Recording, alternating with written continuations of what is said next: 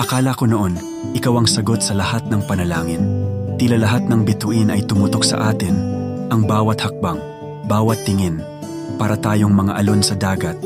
Sabay na umaagos, sabay na bumubuo ng kwento. Ngunit dumating ang oras na tila nawalan ng tugon ang ating mga yakap. Ang mga pangarap na dati napakatamis, ngayon ay tila abo ng mga pangakong nilamon ng hangin. Nasanay akong maniwala na tayo'y para sa isa't isa, na kahit anong bagyo ang dumaan, hindi tayo matitinag. Ngunit mali ako.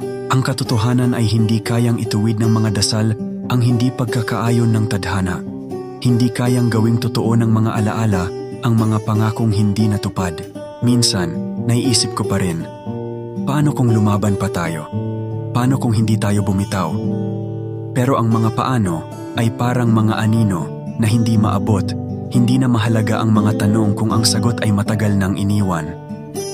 Nakatanaw pa rin ako sa mga sandali ng ating pagmamahalan, sa mga oras na parang ang lahat ay tama, sa mga yakap na parang walang katapusan.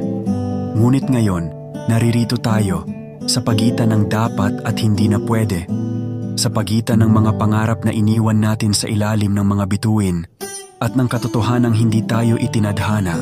Tanggapin ko man o hindi, hindi tayo ang magkakasama sa dulo ng lahat ng ito.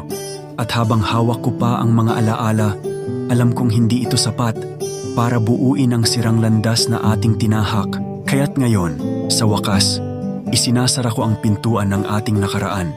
Tinitingnan kita mula sa malayo at pinapaalalahanan ang sarili na minsan, sapat na ang magmahal kahit hindi magtagumpay.